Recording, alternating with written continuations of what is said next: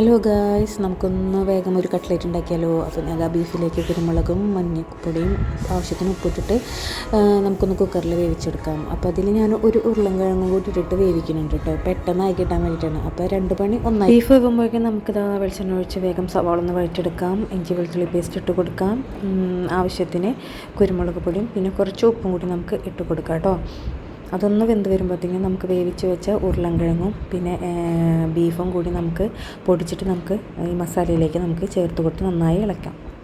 ചൂടാറിയതിന് ശേഷം ഇതുപോലത്തെ ഉണ്ടകളാക്കിയിട്ട് നമുക്ക് ബ്രെഡ് ഒന്ന് പൊടിച്ചിട്ട് അതിലൊന്ന് ചെറുതായിട്ടൊന്ന് നമുക്കൊന്ന് മിക്സ് ചെയ്തിട്ട് നമുക്കിഷ്ടമുള്ള ഷേപ്പിലേക്ക് നമുക്ക് ആക്കിയെടുക്കാം കേട്ടോ.